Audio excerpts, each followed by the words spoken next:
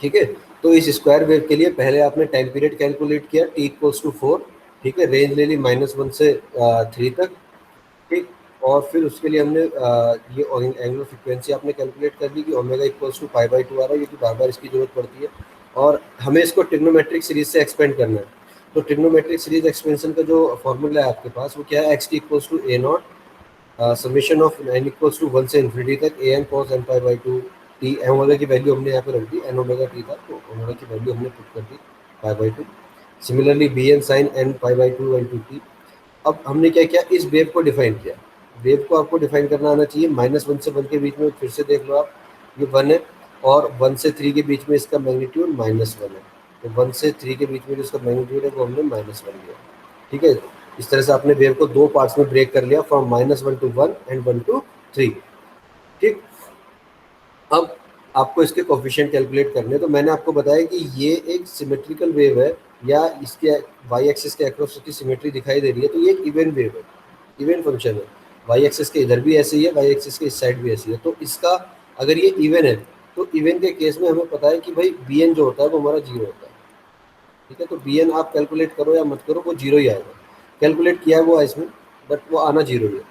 तो हम ए note calculate करते हैं पहले। ए नोट के लिए हमारा फॉर्मूला था 1/t 0 to t x T into D T. T कितना है हमारे पास, 4, ये टाइम पीरियड है, तो टी की वैल्यू हमने रख दी 4, ठीक है। और 0 to t को हमने दो पार्ट्स में ब्रेक किया है, -1 से 1 और 1 से 3।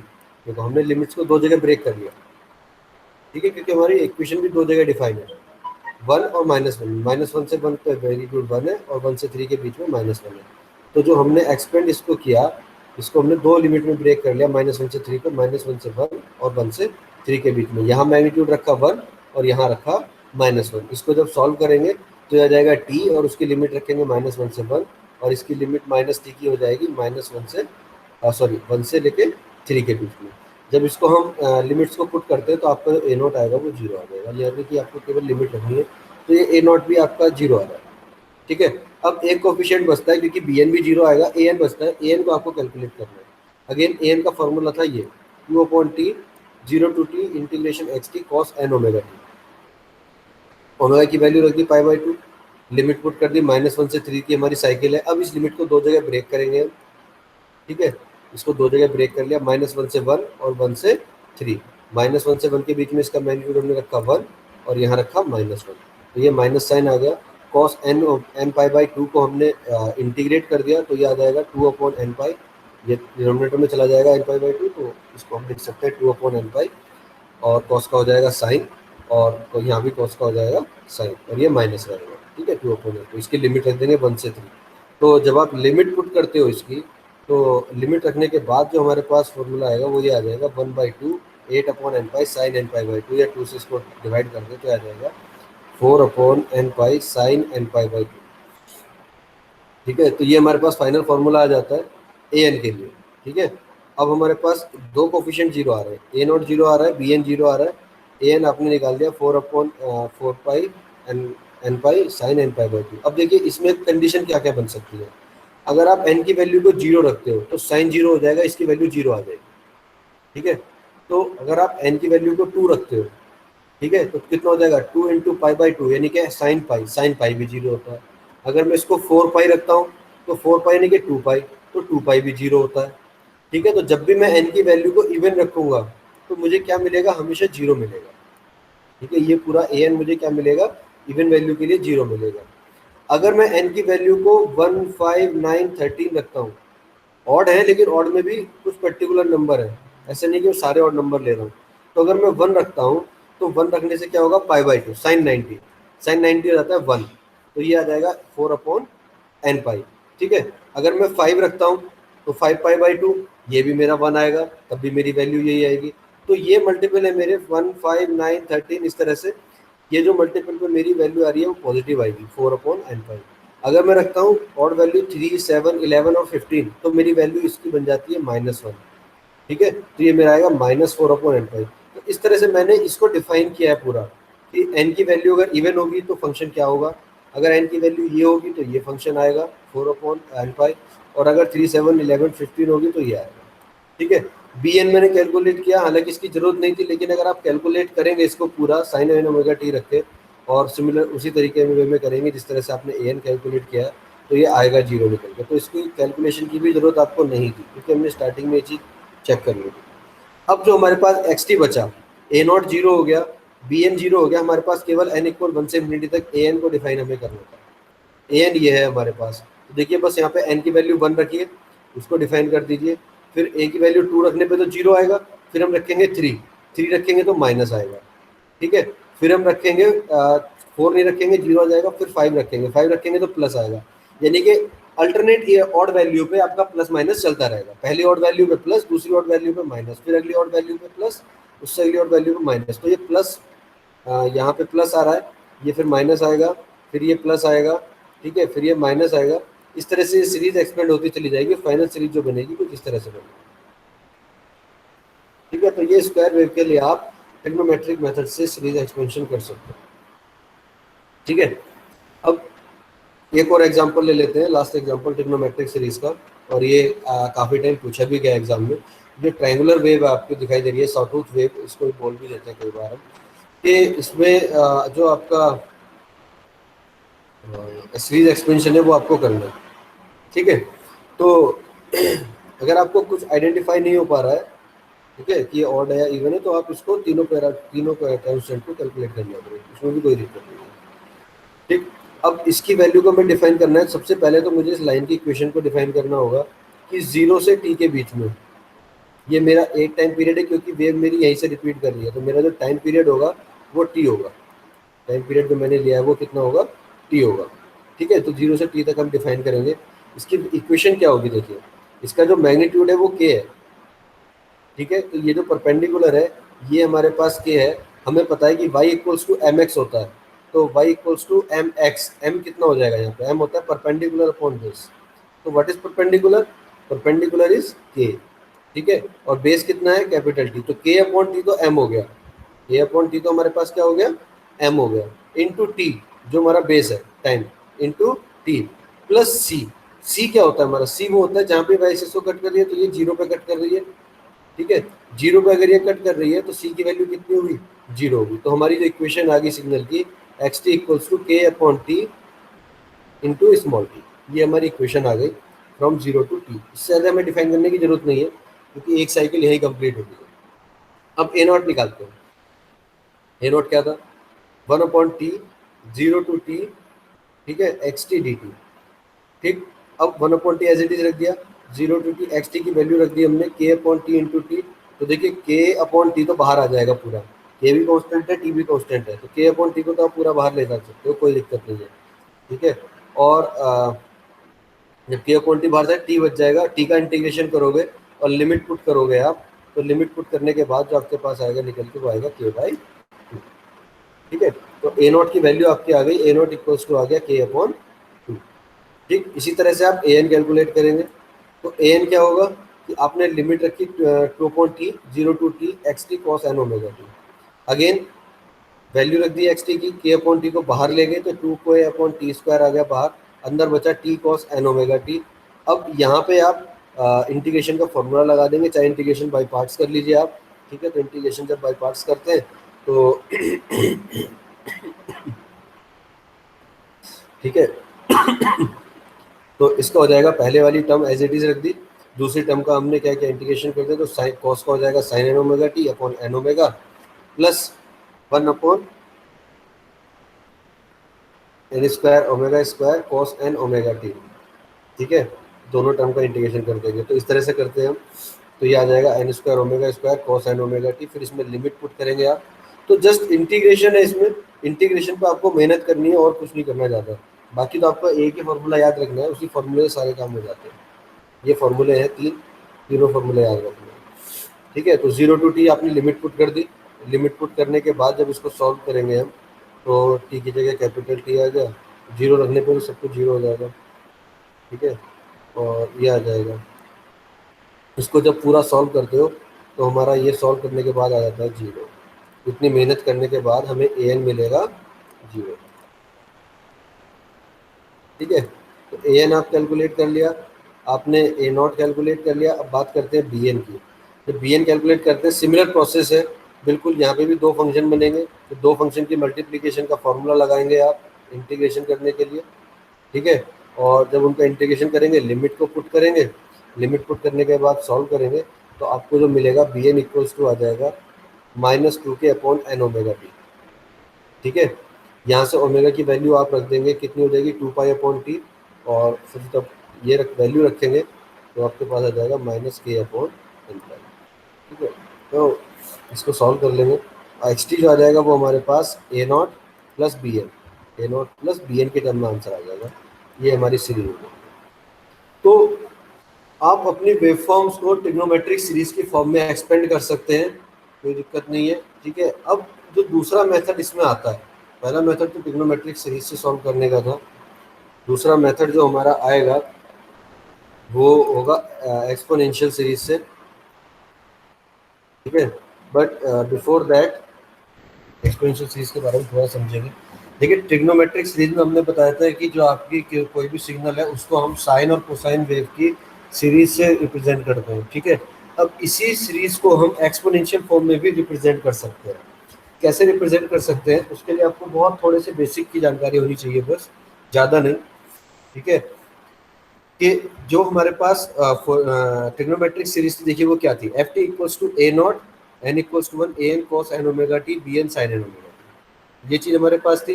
अब कॉस और साइन को हम एक्सपोनेंशियल फॉर्म में लिख सकते हैं, कॉस एन ओमेगा टी को लिख सकते हैं ई की power J N omega T plus E की power minus J N omega T divided by 2।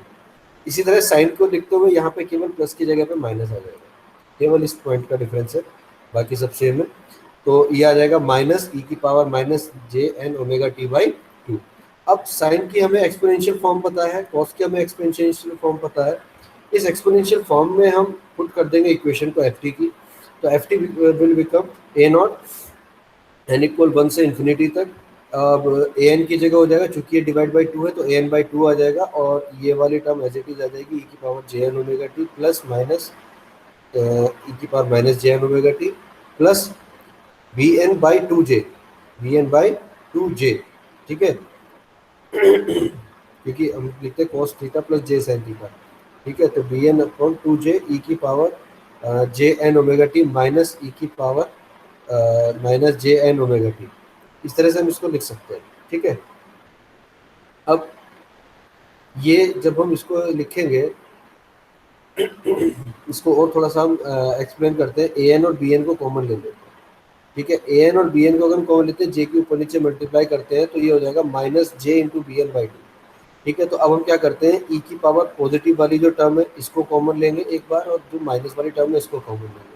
जब प्लस टर्म को कॉमन लेते हैं तो ये आ जाएगा A N by 2 minus J into B N by 2, तो A N minus J B N by 2, ठीक है। जब माइनस वाली टर्म को कॉमन लेंगे तो माइनस माइनस प्लस हो जाएगा, तो हो जाएगा A N plus J into B N by 2। तो ये दो टर्म हमारे पास आ जाएंगी। अब हम क्या करेंगे, ये वाला जो टर्म हमारे पास आ रही है और ये जो टर्म आ रही है इसको हम कॉन्स्टेंट मान लेंगे, एक को सी एन और दूसरे को सी माइनस एन, इसको सी एन मान लिया, इसको सी माइनस एन मान लिया। तो सी एन विल भी इक्वल टू हो जाएगा A N minus J B N by 2, और सी माइनस एन हो जाएगा A N plus J B N by 2, ठीक है। और सी नोट को, ये जो ए नोट है इसके इक्विवेलेंट हमने मान लिया सी नोट, ये, ठीक है। तो C naught equals to A naught, in constant हमने मान लिया। अब हमारी जो इक्वेशन थी ये वाली, अब ये इक्वेशन कन्वर्ट होकर आ गई यहाँ, तो ए नोट की जगह हमने लिख दिया C naught, N equals to 1, इस पूरे की जगह आ गया C N E to the power J N omega T plus C minus N E की पावर माइनस जे एन ओमेगा टी, ठीक है। तो ये हमारे पास आ गया। अब यहाँ पे अगर आप क्या करें, ये वाली जो वैल्यू है इनको अलग अलग कर लिया हमने, सी नॉट को अंदर इंक्लूड कर लिया, तो एन की लिमिट रख दी, देखिए 0, यहाँ पहले लिमिट 1 थी, अब हमने 1 से क्या लिमिट रख दी, 0 लिमिट कर दी, ठीक। तो ये 1 से 0 करते ये वाली टर्म इसके अंदर चली गई। अगर मैं एन की वैल्यू को 0 रखता हूँ तो मुझे सी नॉट मिल जाएगा, ठीक है, क्योंकि ई की पावर 0 मेरा हो जाएगा 1, तो ये मुझे मिलेगा सी नॉट, ठीक। तो ये वैल्यू इसके अंदर इंक्लूड हो सकती थी, तो सी नॉट को मैंने अंदर इंक्लूड कर दिया, क्योंकि एन इक्वल्स टू 0 से इन्फिनिटी। दूसरी तरफ यहाँ मैंने क्या कर दिया, अब देखिए अगर मैं इस लिमिट को यहाँ लगाता तो मैं लिखता एन इक्वल टू 1 से इन्फिनिटी तक और सी माइनस एन ई की पावर माइनस जे एन ओमेगा टी। मैंने क्या किया, एन इक्वल्स टू -1 ले लिया, ठीक है, एन इक्वल्स टू -1 ले लिया, या एन की जगह -n ले लिया, तो क्या हो जाएगा कि ये जो लिमिट थी हमारी -1 से लेके इन्फिनिटी तक, अब ये लिमिट चेंज हो गई -1 से -इन्फिनिटी तक, और जहाँ पे मैंने -n लिया था वो हो गया मेरा +n। ठीक है, तो जहाँ यहाँ -n था ये भी हो गया +n। ठीक है, लेकिन लिमिट चेंज हो गई, जो प्लस से में थी वो हो गई लिमिट माइनस में, तो -1 से -इन्फिनिटी तक। अब ये वाला जो फंक्शन मेरा बना, ये फंक्शन और ये फंक्शन बिल्कुल सेम है, बस लिमिट का डिफरेंस है। अगर मैं इन दोनों लिमिट को ऐड कर दूं तो देखिए ये वाला जो फंक्शन डिफाइन है -इन्फिनिटी से लेके -1 तक, यानी कि अगर मैं इसको रेंज में ब्रेक कर दूं तो ये मेरा -1 और सॉरी -इन्फिनिटी, और ये मेरा हो गया -1, फिर इसके बाद मेरा आ जाएगा 0। ठीक है, और फिर मैं चला जाऊंगा +इन्फिनिटी तक। ठीक है, तो -1 से -इन्फिनिटी से -1 तक तो मेरा ये वाला पार्ट हो गया। ठीक, और 0 से इन्फिनिटी तक ये वाला पार्ट हो गया, दूसरा वाला। अगर मैं इन दोनों को मिला दूं तो मेरी जो लिमिट हो जाएंगी वो हो जाएंगी -इन्फिनिटी से +इन्फिनिटी तक।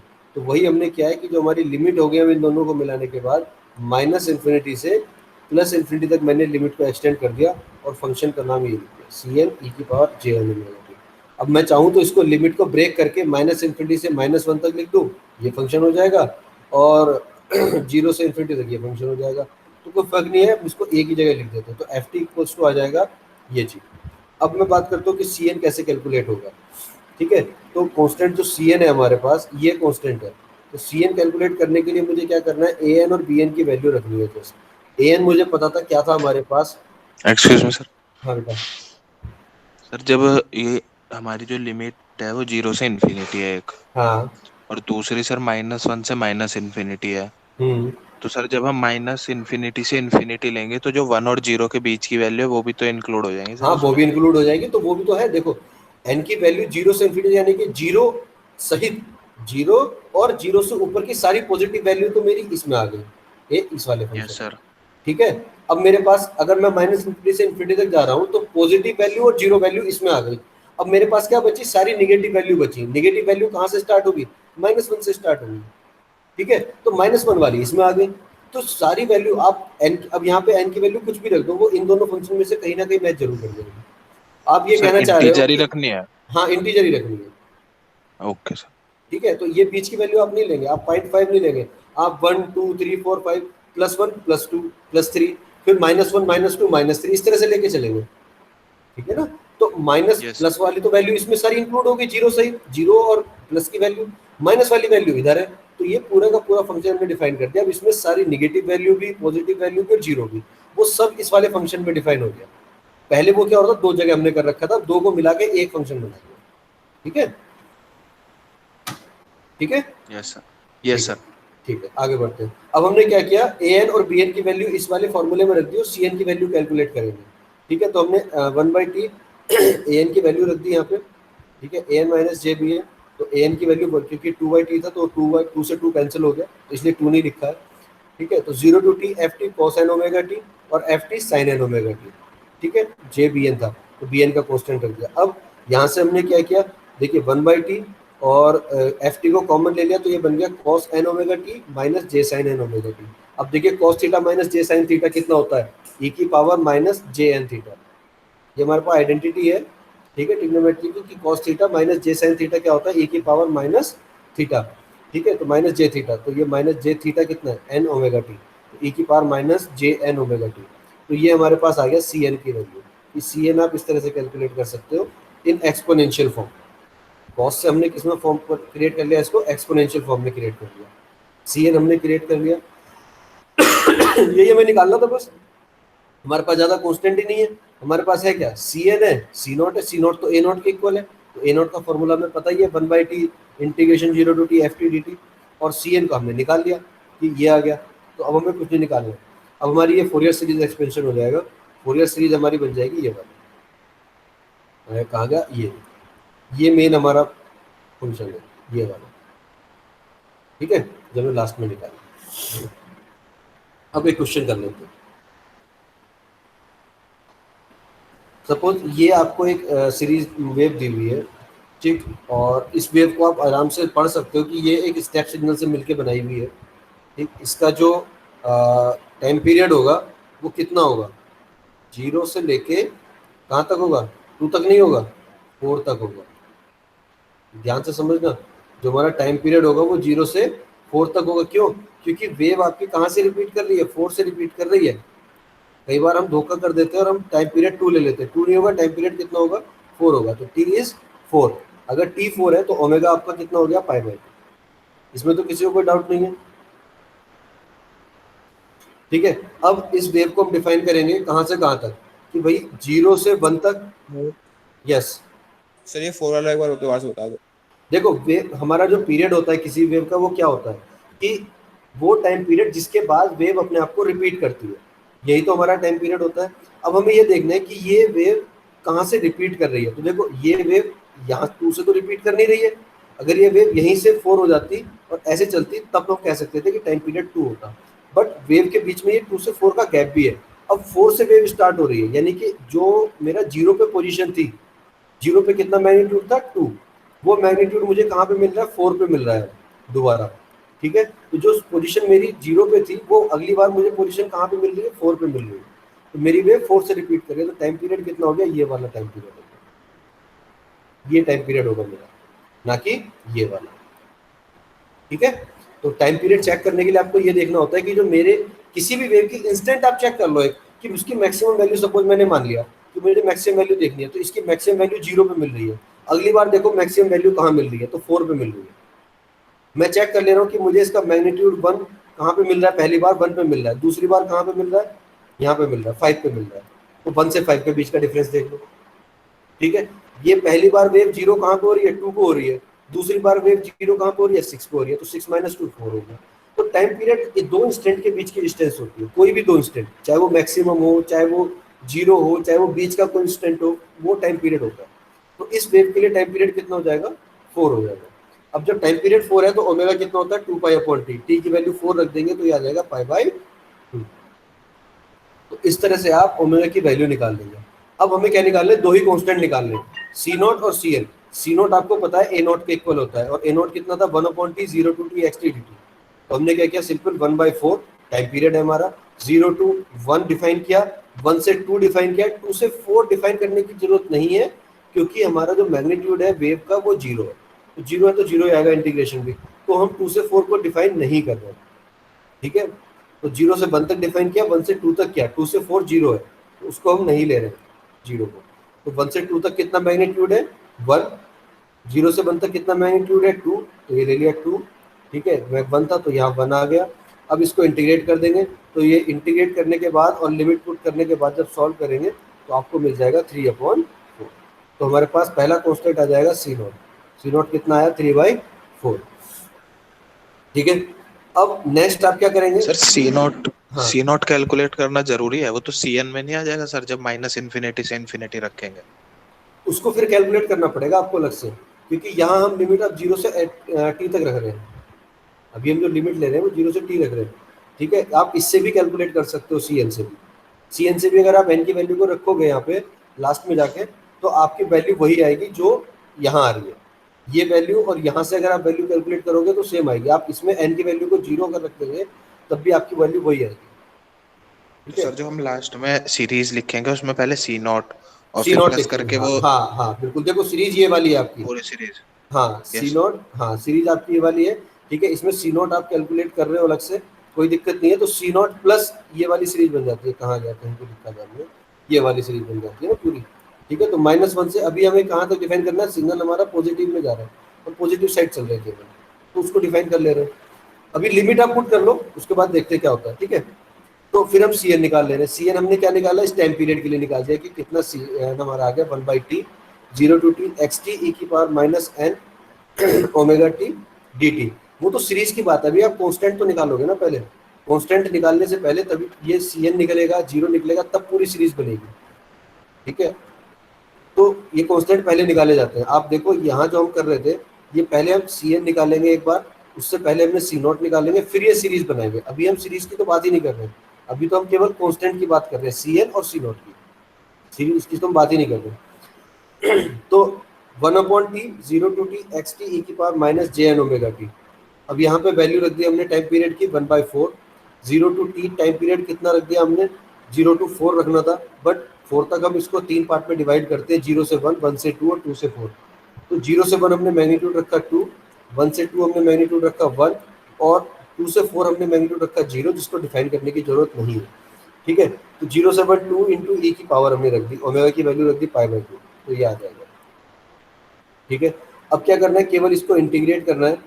ठीक है, इंटीग्रेट करने के बाद आप इसमें लिमिट पुट कर देंगे 0 से 1 और 1 से 2, ये लिमिट हम पुट कर देंगे इंटीग्रेशन के बाद। लिमिट पुट करने के बाद ये आपका एक्सपेंशन आ जाएगा सी का। तो जनरली जब हम सीरीज एक्सपेंशन करते हैं ना, तो हम केवल कांस्टेंट निकालते हैं, सीरीज की फॉर्म में लिखने की जरूरत ही नहीं पड़ती है हमको। ठीक है, अगर लिखना चाहते हो तो लिख सकते हो, सी की वैल्यू आप वहाँ पे सी नॉट ये आ गया 1 2 3 करके आप लिखते चले जाओ, कोई दिक्कत नहीं है इसके बाद। ठीक है, मेन चीज है आपको कांस्टेंट निकालने हैं, पहले सीरीज आपको नहीं लिखनी है। ठीक, तो ये आपने कांस्टेंट निकाल दी इस वाली सीरीज के लिए। इस तरह से आप एक्सपोनेंशियल सीरीज को एक्सपेंड करते हैं। ठीक, एक और एग्जांपल हम ले लेते हैं, ये वाला एग्जांपल ले लेते हैं। चलिए, अब देखिए इसका ये जो सीरीज है हमारी, ये हमें वेव फॉर्म जो गिवन है, इस वेव फॉर्म में ट्रेपेजॉइडल आपको दिया हुआ है। तो ट्रेपेजॉइडल वेव में क्या होगा, हम इसको डिफाइन करेंगे, इसका जो टाइम पीरियड होगा वो -2 से 3 तक होगा। -2 से 3 तक ही तो होगा। अब देखिए -2 पे 0 से स्टार्ट हो रही है, फिर 3 पे जाके 0 से स्टार्ट हो रही है। तो हमारा टाइम पीरियड कितना हो गया, 2 + 2 4 + 2 6, टाइम पीरियड हो गया हमारा 6। टाइम पीरियड कितना रहेगा हमारा 6। ध्यान रखिएगा टाइम पीरियड कैसे निकाल रहे हैं, -2 से 3 तक हम जाएंगे। ठीक है, तो 1 2 3 4 और नहीं 5 हुआ, सॉरी 5 हुआ, 2 से 3 5 हुआ, टाइम पीरियड कितना हुआ हमारा 5। ठीक है, 6 नहीं हुआ। अब 5 टाइम पीरियड है। अब इस वेव को डिफाइन करते हैं, तो वेव को डिफाइन करने में 3 स्टेप लगेंगे हमारे। देखिए, सबसे पहले हम डिफाइन करेंगे इसको -2 से -1, जो कि रैंप सिग्नल है। तो -2 से -1, आप देखिए एक लाइन है, इस लाइन की इक्वेशन क्या होगी, सबसे पहले y = mx + c होता है, y = mx + c। ठीक, यही इक्वेशन है, y की जगह xt है तो xt आ गया। m कितना है, स्लोप, स्लोप कितना, देखिए इसका जो परपेंडिकुलर है ये कितना है, ये 1 है, ये गिवन नहीं है इसमें, ये 1 है, परपेंडिकुलर जो है ये 1 है, मैग्नीट्यूड। ठीक है, तो 1 ये आपका परपेंडिकुलर है, और जो बेस है -2 से -1 तक ये भी 1 है। तो m = परपेंडिकुलर अपॉन बेस, यानी कि m = कितना आ जाएगा 1, और 1 × t कितना हो जाएगा t, तो t तो ये आ गया +2। अभी देखना y एक्सिस पे कहाँ कट करेगी, तो ये y एक्सिस पे यहाँ कट करेगी। ठीक है, कहीं 2 पे कट करेगी। ठीक है, तो c की वैल्यू कितनी आ जाएगी, 2 आ जाएगी, तो इक्वेशन आ जाएगी t + 2। सिंपल लाइन की इक्वेशन लिखनी है और कुछ नहीं है। तो -2 से -1 तक हमने इक्वेशन लिख दी लाइन की। अब -1 से +1 तक ये एक स्टेप सिग्नल है, स्ट्रेट है, पैरेलल लाइन है, और इसका मैग्नीट्यूड कितना है 1, तो हमने इसको लिख दिया 1। कहाँ से कहाँ तक, -1 से 1 तक। ठीक है, अब 1 से 2 तक, अब देखिए 1 से 2 तक ये कट तो पीछे यही करेगी, यानी कि c की वैल्यू तो 2 ही रहेगी प्लस, बट जो स्लोप है वो नेगेटिव हो जाएगा। जो स्लोप है, क्योंकि ये डिक्रीजिंग स्लोप है, स्लोप जो है वो डिक्रीज कर रहा है, तो डिक्रीजिंग स्लोप में -m बन जाएगा। तो -m कितना हो जाएगा, -1 × t, तो -t, तो ये इक्वेशन आ जाएगी 2 - t, 1 से 2 के बीच में। तो इस तरह से अब 2 से 3 के बीच में ये 0 है, 2 से 3 के बीच में ये 0, तो उसको हमें लिखने की जरूरत नहीं है। ठीक है, अगेन फिर हम वही काम करेंगे, C0 निकालेंगे। C0 निकालने के लिए वही A0 वाला फॉर्मूला 1/5, और इसको डिफाइन कर देंगे -2 से -1 तक t + 2, -1 से 1 तक 1, और 1 से 2 तक 2 - t, और इसको इंटीग्रेट कर देंगे। इंटीग्रेट करने के बाद लिमिट पुट करेंगे, सॉल्व कर लेंगे, तो हमारे पास कांस्टेंट आ जाएगा 3/5। ठीक है, ये कांस्टेंट आ जाएगा। अब Cn निकाल लेंगे। Cn के लिए आपका क्या करना होता था, e की पावर से मल्टीप्लाई करते थे, तो हमने लिमिट फिर से वही पुट की, -2 से -1, -2 से 1, 1 से 2, और यहाँ पे फंक्शन लिख दिया t + 2, जो कि हमारी लिमिट में था। यहाँ पे लिख दिया 1, और यहाँ लिख दिया 2 - 2, और e की पावर से मल्टीप्लाई कर दिया। अब इसको, चूंकि ये थोड़ा काफ़ी बड़ा सा हो रहा था, इसको 3 पार्ट में ब्रेक कर लिया। इसको मान लिया a, ठीक है, इसको मान लिया हमने b, और इसको मान लिया हमने c। a को अलग सॉल्व कर लीजिए, b को अलग सॉल्व कर लीजिए, c को अलग सॉल्व कर लीजिए। a को सॉल्व करते हैं तो ये वाला रख लिया, इसको सॉल्व करके लाते हैं पूरा, या इसको क्या बोलते हैं, इंटीग्रेट करते हैं, लिमिट वगैरह पुट करते हैं, और इंटीग्रेट और लिमिट रखने के बाद हमारे पास सॉल्यूशन ये निकल के आता है, a की वैल्यू। ठीक है, सिमिलरली फिर b की वैल्यू निकालेंगे, इंटीग्रेट करने के बाद फिर हम c की वैल्यू निकालेंगे, तो c की वैल्यू ये आ गई। फिर हम इन वैल्यूज़ को Cn में पुट कर देंगे। जब पुट कर देंगे तो हमारे पास कंप्लीट Cn जो आएगा वो ये निकल जाएगा। ठीक है। तो Cn निकल के आ गया, C0 निकल के आ गया, आपके कांस्टेंट निकल गए, इतना काम आपको करना था। तो इस तरह से करते हैं आप एक्सपोनेंशियल में। अब बताइए इसमें कोई दिक्कत है? इस सिग्नल को लिखने में किसी को कोई दिक्कत है? कैसे लिख रहे हैं तो बताओ।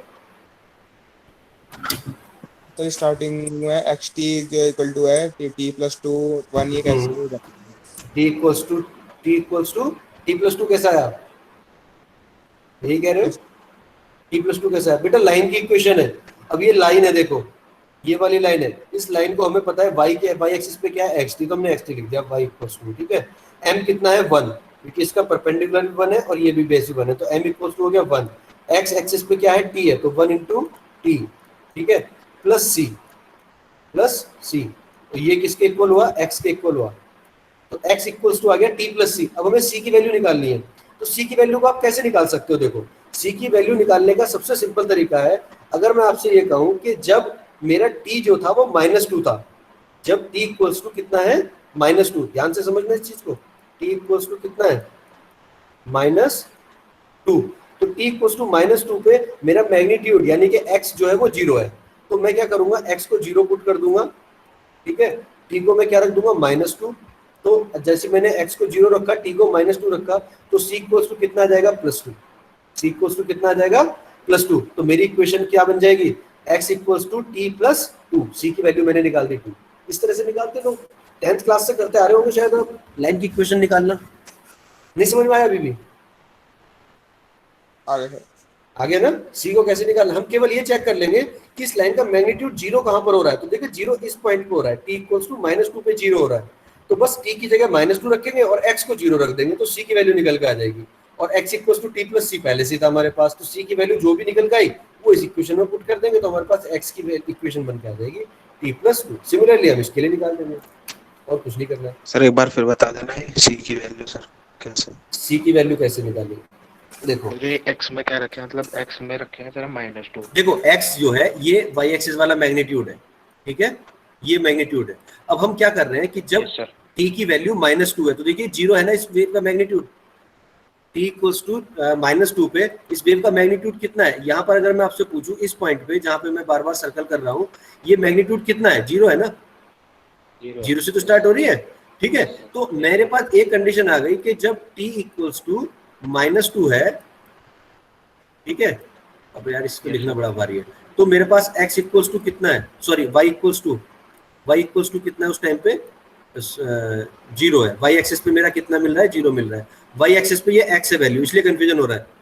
ये y एक्सिस जो है यहाँ पर जो वैल्यू है वो x है, इसलिए थोड़ा सा कंफ्यूजन हो रहा है। तो इसको मैं क्या रख दूंगा? 0 रख दूंगा, और टाइम कितना रख दूंगा? -2। तो मैं जब टाइम को -2 रखा, तो मेरा जो y एक्सिस है उसकी वैल्यू कितनी हो जा रही है? 0। जब इसको मैं 0 रखता हूँ, t को -2 रखता हूँ, तो c इक्वल्स टू कितना निकल के आ जाएगा? +2। c इक्वल्स टू कितना आ जाएगा? +2। फिर मेरी इक्वेशन क्या आई थी? x equals to t + c, और c कितना आया? +2। तो t + 2 हो गई इक्वेशन मेरी। Yes sir. फिर जब मैं इसीलिए इसके लिए लिखूंगा तो यहाँ पे मेरा -2 आ जाएगा और कुछ नहीं आएगा, ठीक है। तो मेरी इक्वेशन आ जाएगी 2 - t, ठीक, ये चीज है। और बताओ।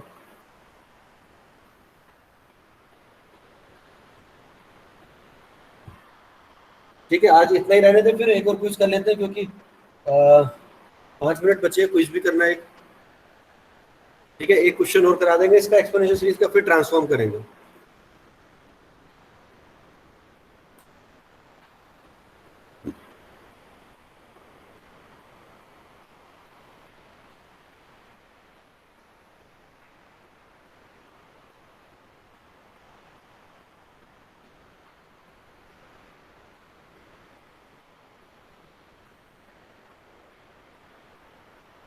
क्विज स्टार्ट कीजिए, कोड बता रहा हूँ।